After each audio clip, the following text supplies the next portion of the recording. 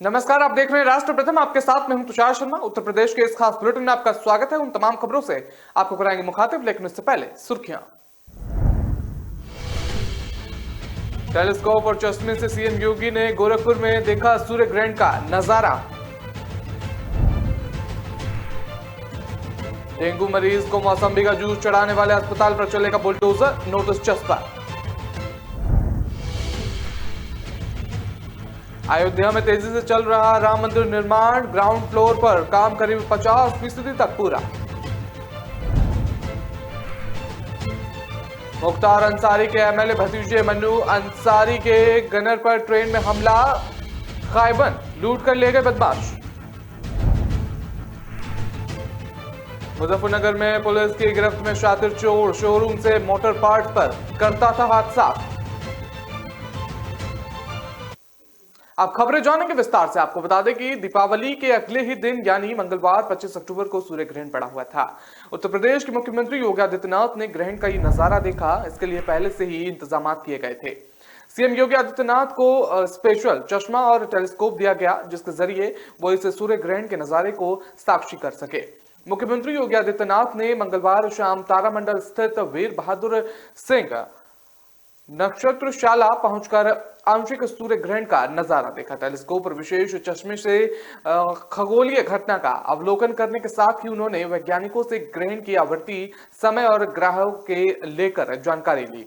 इस दौरान मुख्यमंत्री मौजूदा लोगों को यह भी समझाते रहे कि कोई भी नंगी आंखों से सूर्य ग्रहण ना देखे। गोरखपुर में शाम 4:30 बजे से 5:30 बजे तक सूर्य ग्रहण रहा और मुख्यमंत्री 4:40 पर नक्षत्रशाला पहुंचे और यहां उन्होंने पहले टेलीस्कोप और फिर से विशेष चश्मे और फिर स्पेशल दूरबीन से सूर्य ग्रहण का नजारा देखा।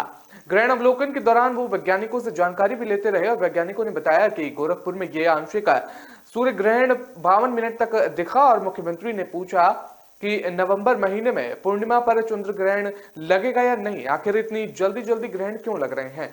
इस पर वैज्ञानिकों ने बताया कि इस साल में 5 से 7 सूर्य और चंद्र ग्रहण लग सकते हैं और मुख्यमंत्री ने कहा कि यहां खगोलीय घटना को लाइव देखने के लिए जरूरी उपकरणों की व्यवस्था की जाए। मीडिया कर्मियों से बातचीत करते हुए मुख्यमंत्री योगी आदित्यनाथ ने कहा कि अमावस्या और पूर्णिमा के दिन ग्रहण की प्रवृत्ति से कम में आज अमावस्या के दिन आंशिक सूर्य ग्रहण की दुर्लभ खगोलीय घटना देखने का अवसर प्राप्त हुआ। इन रहस्यों का पता लगाकर मानव कल्याण का मार्ग और प्रशस्त किया जा सकता है।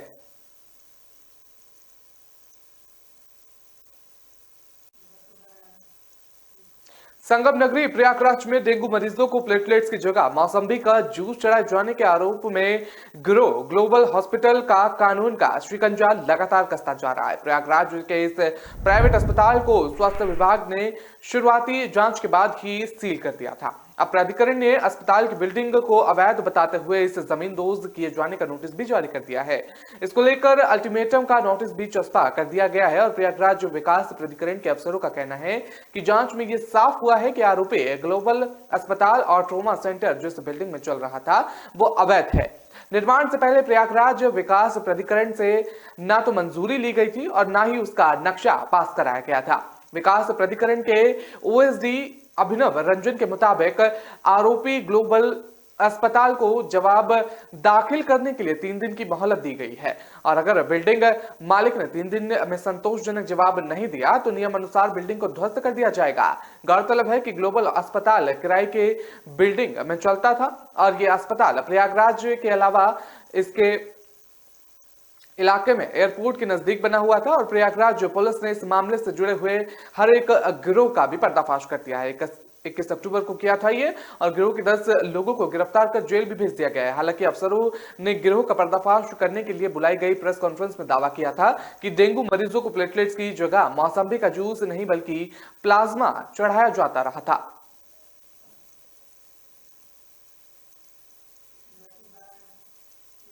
अयोध्या में राम मंदिर निर्माण का काम काफी तेजी से चल रहा है। मंदिर के ग्राउंड फ्लोर का काम तकरीबन 50% तक पूरा हो चुका है। दीप उत्सव के दिन खुद प्रधानमंत्री नरेंद्र मोदी जब अयोध्या आए थे तो उन्होंने मंदिर निर्माण के कामकाज का जायजा लिया था। बता दें कि 2.77 एकड़ के दायरे में मंदिर का निर्माण कार्य चल रहा है। मंदिर में ग्राउंड फ्लोर का निर्माण दिसंबर 2023 तक पूरा कर लिया जाएगा। प्रथम और द्वितीय तल का निर्माण उसके बाद किया जाएगा। मंदिर में कुल 3 फ्लोर बनाए जाएंगे। हर तल की ऊंचाई लगभग 20 फीट होगी। मंदिर का शिखर 161% तक ऊंचा होगा और मंदिर में प्रवेश करने पर तकरीबन 30 से 40 सीढ़ियां चढ़ने के बाद गर्भगृह की तरफ श्रद्धालु पहुंच पाएंगे। अलग अलग मंडप परिसर के दाएं और बाएं तरफ बनाए जा रहे हैं, जिन्हें अलग अलग नाम दिया जाएगा। प्रवेश द्वार को सिंह द्वार नाम दिया गया है और सिंह द्वार के बाद नृत्य मंडप स्थित होगा। उसके बाद रंग मंडप है और फिर गूंड मंडप होगा। इसके बाद गर्भगृह आएगा और गर्भगृह से पहले दाहिने और बाएं तरफ कीर्तन मंडप तैयार किया गया है। अयोध्या को पूरी दुनिया में हिंदू आस्था का सबसे बड़ा केंद्र बनाने की तैयारी और राम मंदिर निर्माण के बाद यह माना जा रहा है कि तकरीबन 1 करोड़ लोग हर महीने अयोध्या आएंगे और इसे देखते हुए यहां सारे इंतजाम किए जा रहे हैं। अभी तकरीबन 1.25 लाख लोग रामलला के दर्शन करने के लिए हर दिन पहुंच रहे हैं, लेकिन यह माना जा रहा है कि जब मंदिर बनकर तैयार हो जाएगा तब यह संख्या बढ़कर 3-3.5 लाख प्रतिदिन हो जाएगी और ऐसे में दर्शन का समय भी बढ़ाया जाएगा। श्रद्धालु अभी जिस परिसर से रामलला के दर्शन करते हैं, मंदिर बन जाने के बाद उसी के करीब से बिल्कुल सीधे एक रास्ता मंदिर की ओर आएगा।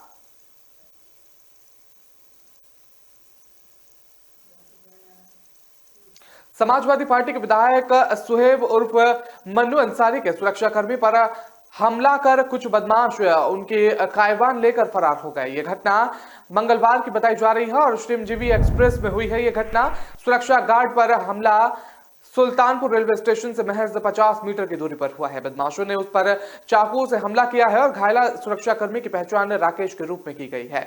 वह वाराणसी से नई दिल्ली जा रहा था और घायल सुरक्षाकर्मी को जिला अस्पताल में भर्ती कराया गया है। वहां उसे बेहतर इलाज के लिए डॉक्टरों ने लखनऊ रेफर कर दिया है और राजकीय रेलवे स्टेशन के थाना प्रभारी शमीम अली सिद्दीकी ने बताया है कि ट्रेन के सुल्तानपुर रेलवे स्टेशन पहुंचने से पहले ही अपराधी डिब्बे में घुस गए थे और उन्होंने उससे गायबान बंदूक छीन ली और चाकू से हमला कर उसे घायल कर दिया। थाना प्रभारी के मुताबिक इसके बाद अपराधियों ने ट्रेन रोक दी और फरार हो गए मौके से। सिद्दीकी ने बताया, जैसे ही ट्रेन सुल्तानपुर पहुंची, जीआरपी को सूचना दी गई कि राकेश को जिला अस्पताल ले जाया गया है, जहां से उसे लखनऊ रेफर कर दिया गया है और घटना के बाद राजगीर से नई दिल्ली जा रही श्रमजीवी एक्सप्रेस ट्रेन काफी देर तक सुल्तानपुर स्टेशन पर रुकी रही और सिद्दीकी ने बताया कि इस संबंध में मामला दर्ज कर लिया जाएगा और रेलवे पुलिस मामले की जांच कर रही है। सुहेब उर्फ मन्नू अंसारी गाजीपुर जिले के मोहम्मदाबाद विधानसभा क्षेत्र से सपा विधायक है और वो माफिया मुख्तार अंसारी के भतीजे हैं और इस घटना की पुष्टि करते हुए विधायक सुहेब अंसारी ने दिल्ली हवाई अड्डे से फोन पर पीटीआई भाषण से कहा है कि मुझे पता चला है कि मेरे सुरक्षाकर्मी पर हमला किया गया है।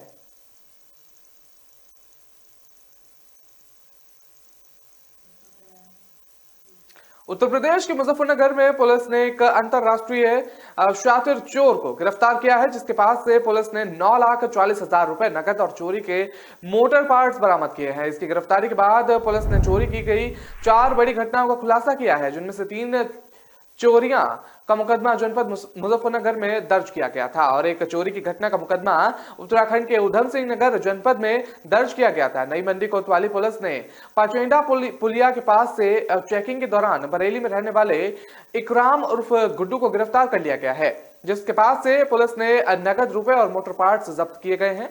पुलिस ने इस शातिर चोर को पूछताछ के बाद जेल भेज दिया है। पुलिस को इस अपराधी की लंबे समय से तलाश थी, जो कि शोरूम में मोटर पार्ट्स चुराया करता था। और बता दें कि एसएसपी विनीत जायसवाल ने बताया है कि नई मंडी थाने की पुलिस ने शातिर चोर को गिरफ्तार कर सराहनीय काम किया है और बता दें उससे पूछताछ में अब तक चोरी की 4 घटनाओं का खुलासा हुआ है, जिसमें 3 चोरी की घटना जनपद मुजफ्फरनगर में हुई थी और एसएसपी ने बताया कि ये एक शातिर किस्म का चोर है जो गाड़ियों के शोरूम में मोटर पार्ट्स की चोरी करता था और फिर उन्हें बेच दिया करता था। पूछताछ में यह भी बताया गया है कि मुजफ्फरनगर जनपद और उत्तराखंड के उधम सिंह नगर जनपद के अलावा भी इनके कई अन्य जनपदों में चोरी की घटनाओं को अंजाम दिया, जिसकी जानकारी जुटाई जा रही है और इकराम के खिलाफ नई मंडी पुलिस कानूनी कार्रवाई कर रही है। फिलहाल बता दें, इकराम पिछले 4 साल से चोरी की वारदातों को अंजाम दिया करता है और उधम सिंह नगर से इसने 6 लाख रुपए चुराए थे।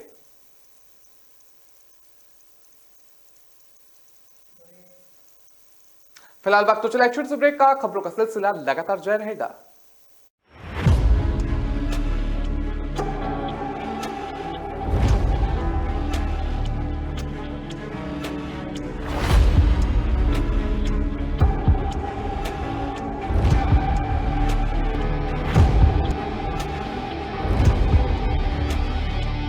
Amazon Great Indian Festival starting 23rd September. Ramesh के घर बड़ा वाला टीवी आया, पम्मी जी ने लेटेस्ट फैशन सबको दिलाया, चंचल ने भी नया फोन बढ़िया डील में पाया। अरे बोलो बोलो पूरे मोहल्ले को जानना है।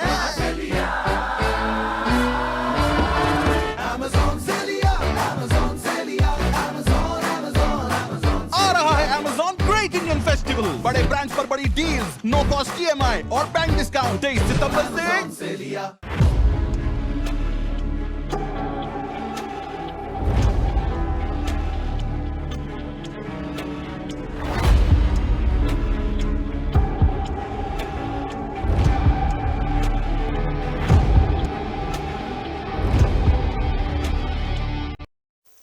ब्रेक में आपका स्वागत है। रुक करते हैं अगली खबर का। आपको बता दें कि यूपी के डिप्टी सीएम केशव प्रसाद मौर्य ने दीपावली का त्योहार कौशाम्बी में कोरोना के अनाथ हुए बच्चों और वृद्धाश्रम में रहने वाले बुजुर्गों के साथ मनाया। वो सबसे पहले सयारा स्थित मां शीतला गेस्ट हाउस पहुंचे, वहां बच्चों से मुलाकात की और उन्हें मिठाई खिलाई। इसके बाद वो औसा स्थित वृद्धाश्रम पहुंचे। इसके बाद वो जिला कारागार पहुंचे, जहां पर बंदियों और कैदियों को मिठाई खिलाई। और डिप्टी सीएम केशव प्रसाद मौर्य राजनीतिक व्यवस्था के कारण 21 साल बाद अपने परिवार के साथ दीपावली का त्योहार मनाने पहुंचे थे।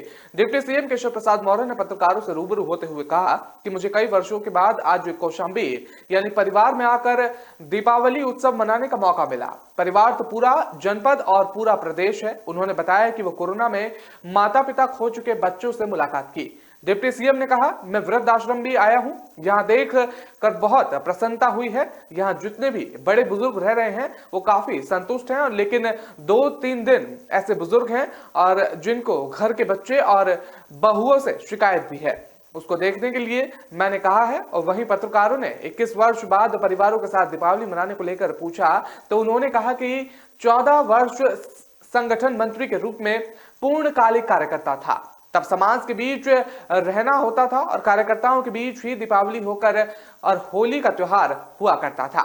इधर 6 से 7 सालों में राजनीतिक व्यवस्थाएं भी इसलिए नहीं आ पाया। इस बार समय निकाला तो परिवार के साथ दीपावली मनाने आया हूं।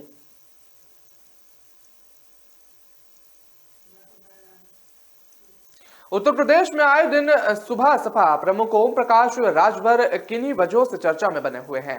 अब एक बार फिर ओपी राजभर चर्चा में बने हुए हैं। दरअसल दीपावली के दिन सुबह सपा प्रमुख यूपी के डिप्टी सीएम ब्रजेश पाठक से मिलने पहुंचे हैं और दोनों के बीच ये मुलाकात देर शाम हुई है। इस मुलाकात की जानकारी ब्रजेश पाठक ने ट्विटर पर तस्वीरें शेयर करते हुए दी है। डिप्टी सीएम ने लिखा कि आज आवास पर राष्ट्रीय अध्यक्ष सुहेल देव, भारतीय समाज पार्टी और पूर्व कैबिनेट मंत्री उत्तर प्रदेश और मेरे अभिन्न मित्र ओम प्रकाश राजभर से भेंट कर प्रकाश उत्सव के महापर्व दीपावली की हार्दिक बधाई और शुभकामनाएं दी। दोनों ही नेताओं के बीच ये मुलाकात लखनऊ में हुई है और वहीं सुबह सपा प्रमुख ने डिप्टी सीएम के इस ट्वीट को रीट्वीट भी किया। हालांकि इससे पहले भी ये दोनों बलिया में एक कार्यक्रम के दौरान एक मंच पर दिखे थे। तब डिप्टी सीएम ब्रजेश पाठक बलिया में एक अस्पताल का उद्घाटन करने पहुंचे थे। तब दोनों मंच पर एक साथ दिखाई दिए थे। इस दौरान दोनों के बीच की मित्रता साफ तौर पर दिख रही थी, जिसके बाद कई तरह की अटकलें चली और दोनों मंच पर एक दूसरे से गुफ्तगू करते हुए भी दिखाई दिए।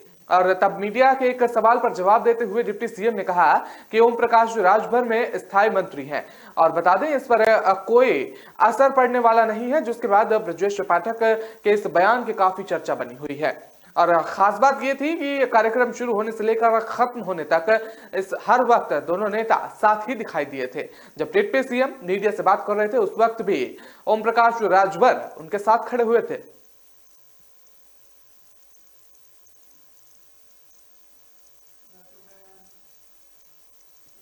लखनऊ में गोमती नगर का एक वीडियो सोशल मीडिया पर खूब वायरल हो रहा है। इस वीडियो में नाराज महिला की दबंगई देखने को मिल रही है। ये वीडियो गोमती नगर स्थित पत्रकापुरम का बताया जा रहा है। इसमें सड़क पर लगी दुकानों से नाराज महिला दुकान पर तोड़ फोड़ करते हुए नजर आ रही हैं।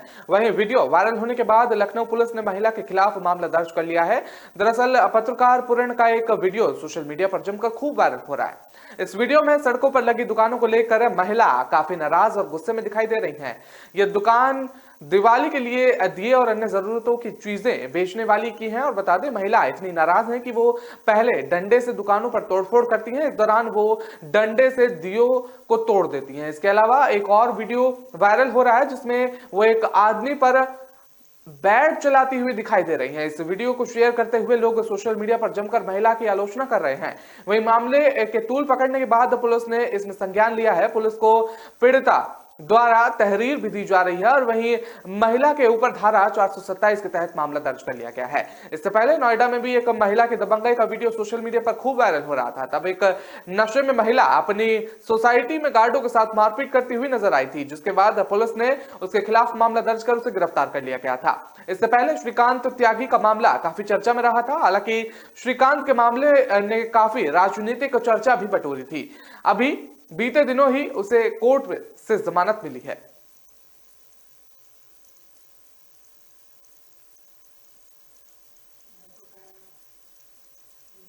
यूपी के पिछड़ा वर्ग कल्याण और दिव्यांगजन सशक्तिकरण मंत्री नरेंद्र कश्यप ने दिवाली का त्योहार खास अंदाज में मनाया। वो दिवाली के अवसर पर गाजियाबाद में दिव्यांग बच्चों के बीच पहुंचे और मंत्री नरेंद्र कश्यप ने बच्चों को मिठाइयां और गिफ्ट बांटे। और इस दौरान बीजेपी के महानगर अध्यक्ष संजीव शर्मा भी मौजूद रहे थे। इससे जुड़ी तस्वीरें सामने आई हैं जिसमें मंत्री नरेंद्र कश्यप बच्चों को मिठाई खिलाते हुए दिख रहे हैं। बच्चों को इस दौरान मालाएं भी पहनाई गई और उनके कमरे को गुब्बारों से सजाया भी गया। नरेंद्र कश्यप ने इस दौरान वहां मौजूदा पत्रकारों से बात भी की और यूपी में बीजेपी के पिछड़ा वर्ग मोर्चा के अध्यक्ष नरेंद्र कश्यप ने कहा कि दीपावली तो इन्हीं बच्चों की है और इन्हीं के बीच दिवाली मनाई जाए। और उन्होंने दिव्यांगों के कौशल विकास को लेकर पत्रकारों से बातचीत की। उन्होंने कहा कि उनके कौशल विकास के लिए सरकार लगातार काम कर रही है और योजनाएं लगातार चलाई जा रही हैं। मंत्री नरेंद्र कश्यप ने ट्वीट कर देशवासियों को दीपावली की हार्दिक शुभकामनाएं भी दी। उन्होंने ट्वीट किया, दीपावली का ये पवित्र पर्व सभी देशवासियों के जीवन में सुख और समृद्धि लाए। सभी के उत्तम स्वास्थ्य की कामना करता हूं। सीएम योगी आदित्यनाथ से लेकर बीजेपी प्रदेश अध्यक्ष और मंत्री खास तरीके से दीपावली का त्योहार मना रहे हैं। सीएम योगी सोमवार को गोरखपुर के वनटिंगिया गांव पहुंचे और वहां के ग्रामीणों संग दिवाली मनाई उन्होंने। और इस गांव से सीएम योगी का खास नाता रहा। उन्होंने यहां के ग्रामीणों को दिवाली की सौगात देते हुए 80 करोड़ की योजनाओं का शिलान्यास और लोकार्पण किया। वहीं बीजेपी प्रदेश अध्यक्ष भूपेंद्र चौधरी मुरादाबाद पहुंचे, जहां उन्होंने दीपावली के अवसर पर भगवान परशुराम की प्रतिमा का अनावरण भी किया।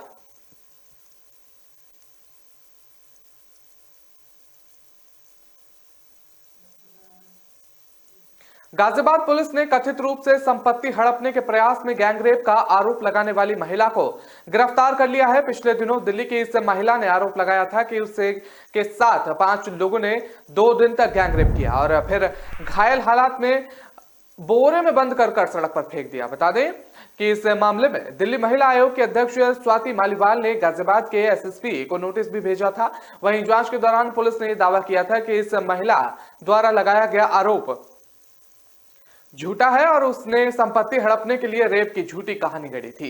महिला ने यह आरोप लगाया था कि उसे राजनगर एक्सटेंशन के अगवा कर लिया गया था और 5 लोगों ने 2 दिन तक उसका रेप किया था। इस संबंध में अब गाजियाबाद के एसएसपी बता दें निपुण अग्रवाल ने कहा है कि महिला को हमारी पुलिस टीम ने गिरफ्तार कर लिया है। उसे बयान दर्ज कराने के लिए मजिस्ट्रेट कोर्ट में पेश किया गया था और कोर्ट ने उसे 14 दिन की न्यायिक हिरासत में भी भेज दिया है। महिला के साथ आजाद, अफजल और गौरव को पहले ही गिरफ्तार कर लिया गया था। पुलिस ने शुक्रवार को बताया था कि महिला आजाद, अफजल और गौरव के खिलाफ धोखाधड़ी और अन्य धाराओं में मामला दर्ज कर लिया गया था। उनके खिलाफ विभिन्न धाराओं में केस दर्ज किए गए थे। दिल्ली महिला आयोग की अध्यक्ष स्वाति मालीवाल ने बुधवार को ट्वीट करके बताया था कि 36 वर्षीय महिला को बोरी में बंद कर पाया गया है। उसके हाथ पैर बांधे हुए थे और वो घायल अवस्था में मिली है। हालांकि गुरुवार को प्रेस कॉन्फ्रेंस में पुलिस ने इस दावे को खारिज करते हुए कहा था कि महिला ने झूठा आरोप लगाया और उसने संपत्ति विवाद में साजिश भी रची थी।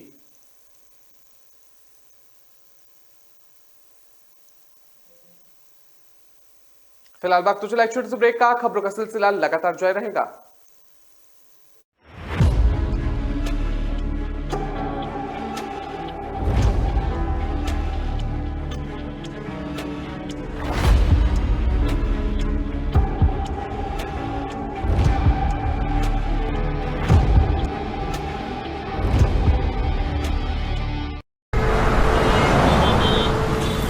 कहाँ जा रहे हो? दुकान पर बैठो और इसे आगे बढ़ाओ। पापा, दुकान आगे बढ़ाने के लिए मुझे दुकान पे बैठने की जरूरत नहीं है।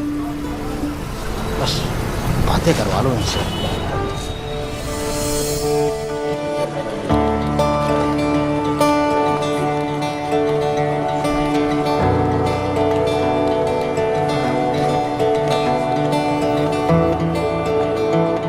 थोड़ा सा ऊपर आओ।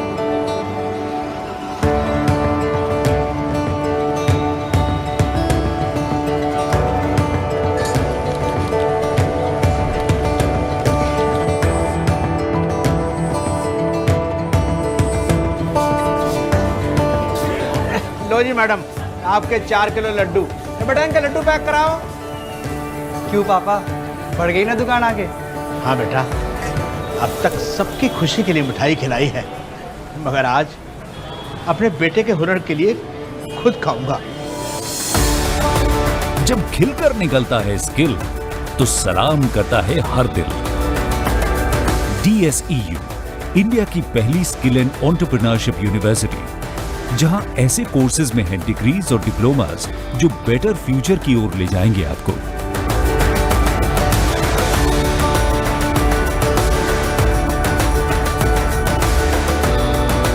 तो एडमिशन के लिए अप्लाई कीजिए। स्किल है तो नहीं कुछ मुश्किल है।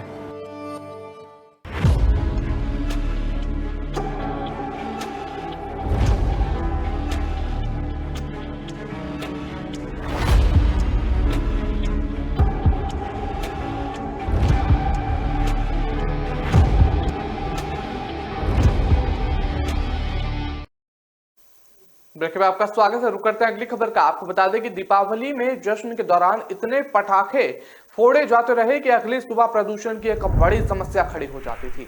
लेकिन इस बार इसे जागरूकता कहें या लोगों की प्रदूषण के प्रति बढ़ती चिंता, इस बार पटाखे कम फोड़े गए और जिससे प्रदूषण का स्तर भी खतरनाक स्तर तक नहीं पहुंच पाया। वहीं दूसरी ओर जिला प्रशासन द्वारा लाइसेंस देकर लगवाए गए पटाखा बाजार बेजार रहे और पटाखों की कम बिक्री के चलते पटाखा बाजार ग्राहकों के लिए तरसते रहे। और कानपुर महानगर की बात करें तो पिछले कुछ सालों में वायु गुणवत्ता सूचकांक दिवाली के बाद 500 से 700 के बीच पहुंच जाता था, लेकिन इस बार दीपावली की रात 1 बजे तक प्रदूषण का स्तर 270 से 280 के बीच मापा गया। लोगों में पिछले कुछ सालों में प्रदूषण को लेकर जागरूकता देखने को मिली है और इसी का नतीजा बताया जा रहा है कि प्रदूषण का स्तर इतना खतरनाक नहीं हुआ जितना हर साल देखने को मिलता है। इसी के साथ नेहरू नगर में 210, किदवई नगर में 272, IIT में 140 और कल्याणपुर में 245 AQI दर्ज किया गया। इसका दूसरा पहलू यह है कि जिला प्रशासन द्वारा लाइसेंस देकर लगवाए गए पटाखा बाजार बेजार रहे। पटाखों की कम बिक्री के चलते पटाखा बाजार ग्राहकों के लिए तरसते दिखे। पटाखा विक्रेताओं की माने तो कानपुर के ब्रजेंद्र स्वरूप पार्क में 22 लाइसेंस धारियों ने पटाखा बाजार लगाया था, लेकिन लोगों ने इस बार पटाखे को लेकर क्रेज बहुत कम दिखा, जिसके चलते आधे से ज्यादा पटाखे उनके बच गए हैं और उन्हें लाखों रुपए का नुकसान भी झेलना पड़ा।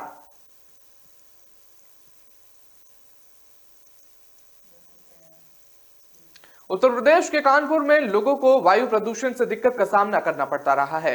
केंद्रीय प्रदूषण नियंत्रण बोर्ड के मुताबिक दिवाली के सुबह भी शहर की हवा गुणवत्ता खराब स्तर पर दर्ज की गई। दीपावली के पटाखे जलाने से पहले ही सोमवार सुबह को धुंध की स्थिति भी पैदा हो गई थी और लोगों ने सांस लेने में तकलीफ की शिकायत भी दर्ज कराई थी। CPCB की वेबसाइट पर दी गई जानकारी के मुताबिक औद्योगिक शहर कानपुर में हवा की क्वालिटी बेहद खराब बनी हुई है। इसके 4 स्टेशन पर अलग अलग आंकड़े सामने आए हैं। नेहरू नगर में AQI 205 और FTI किदाय नगर में 230, कल्याणपुर में 147, और हालांकि आईआईटी कानपुर इलाके में लोग राहत मिली है और क्योंकि यहाँ AQI 60 है और जो सामान्य माना जाता है। हालांकि दीपावली के सुबह औसतन AQI 286 तक पहुंच गया था और CPCB ने अभी हवा और खराब होने की आशंका जताई है। बता दें कि यूपी के 8 शहरों में हवा की गुणवत्ता बेहद खराब मापी गई थी। CPCB के मुताबिक मुजफ्फरनगर, मेरठ, गाजियाबाद, कानपुर, नोएडा, हापुड़ और बागपत में हवा की गुणवत्ता 200 से 300 के बीच दर्ज की गई थी। बता दें कि AQI अपनी एयर क्वालिटी इंडेक्स 0 से 50 के बीच अच्छी मानी जाती है और 51 से 100 के बीच मध्यम और 101 से 150 के बीच संवेदनशील लोगों के लिए खराब मानी जाती है। वहीं 151 से 200 के बीच एयर क्वालिटी इंडेक्स हर वर्ग के लोगों के स्वास्थ्य के लिए हानिकारक, जबकि 200 से 300 के बीच बेहद खराब मानी जाती है।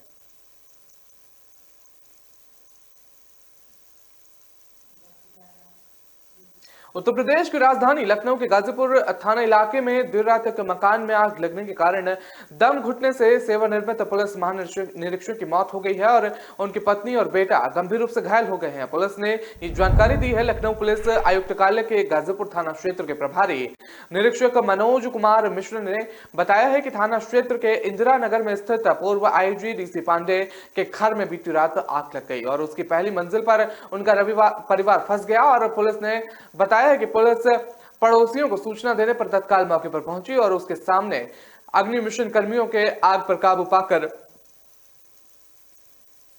पांडे और उनकी पत्नी अरुणा पांडे और पुत्र सुशांत को बाहर निकाला। घर में धुआं भर जाने से सबकी हालत बिगड़ गई थी और मिश्रा ने बताया है कि तीनों को डॉक्टर राम मनोहर लोहिया अस्पताल में भर्ती कराया गया है, जहां चिकित्सकों ने DC पांडे को मृत घोषित कर दिया था। उन्होंने बताया कि उनकी पत्नी और बेटे का उपचार जारी है और उसके आवश्यक विधि प्रक्रिया पूरा किया जा रहा है। मिश्रा ने बताया कि पांडे करीब 10 वर्ष पूर्व सेवानिवृत्त रहे हैं और पुलिस सूत्रों के हवाले से जानकारी मिल रही है कि रात करीब 11 बजे पांडे के आवास पर आग लग गई थी और उसकी पहली मंजिल पर पूरा परिवार फंस गया।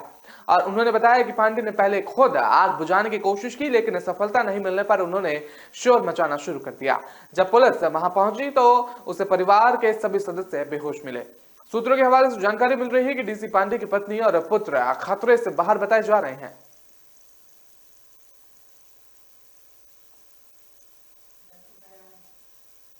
उत्तर प्रदेश स्थित इटावा में आगरा लखनऊ एक्सप्रेसवे पर शनिवार रविवार के दरमियान रात सड़क हादसा हो गया। हादसे में 4 लोगों के मारे जाने की सूचना मिली। जानकारी के मुताबिक देवरिया और गोरखपुर से अजमेर शरीफ जा रही बस की टक्कर डंपर से हो गई। हादसे के बस में 46 सवारी मौजूद थी। मौके पर मौजूद अधिकारियों ने बताया कि देवरिया गोरखपुर से अजमेर शरीफ जा रही बस AR0613P 4721 में 46 सवारियां मौजूद थी। करीब 3 बजे बस आगे चल रहे डंपर से टकरा गई और इस हादसे में 4 यात्रियों की मौत की सूचना मिल रही है। अधिकारियों ने बताया कि ये बस देवरिया और गोरखपुर से राजस्थान स्थित अजमेर शरीफ तक जाती है। चश्मदीदों के मुताबिक सैफई थाना अंतर्गत आगरा लखनऊ एक्सप्रेसवे पर 3 बजे यह हादसा हुआ। 30 से ज्यादा यात्री इसमें घायल बताए जा रहे हैं। घायलों को इलाज के लिए अस्पताल में भर्ती करा दिया गया है। हादसे की सूचना पर जिला अधिकारी अवनीश कुमार राय और वरिष्ठ पुलिस अधीक्षक इटावा जयप्रकाश सिंह ने घटनास्थल पर पहुंचकर जानकारी ली। अधिकारियों ने PGI सैफई पहुंचकर घायलों का हालचाल जाना और डॉक्टरों को घायलों को सूचित इलाज के लिए निर्देश जारी कर दिए। बता दें कि अधिकारियों के सभी यात्रियों और घायलों की हर संभव मदद के निर्देश दिए हैं। इटावा पुलिस ने एक बयान में कहा कि इस बीच डंपर से टकरा गई बस और उसमें मोरंग भरा हुआ था। घटना की सूचना के बाद पुलिस फोर्स मौके पर पहुंची और राहत और बचाव कार्य शुरू कर दिया गया। पुलिस ने कहा कि मौके पर पहुंचकर सभी को बस से बाहर निकाल लिया गया और शवों को कब्जे में लेकर वैधानिक कार्रवाई शुरू कर दी गई है।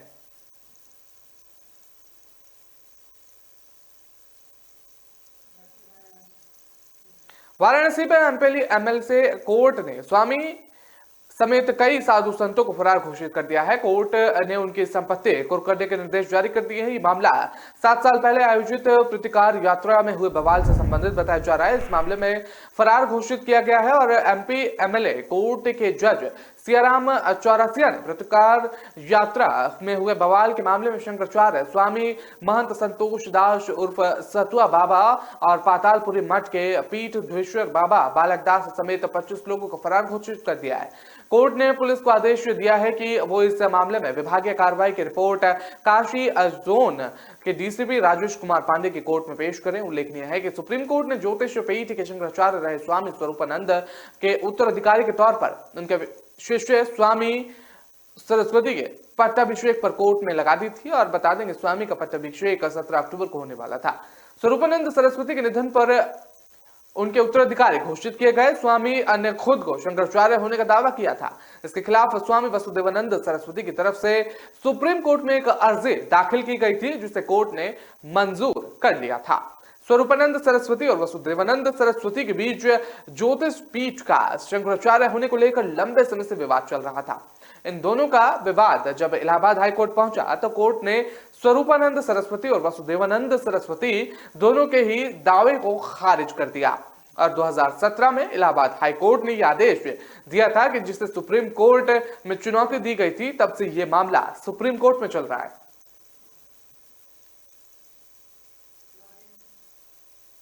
फिलहाल इस बुलेटिन में इतना ही। मुझे दीजिए इजाजत। नमस्कार।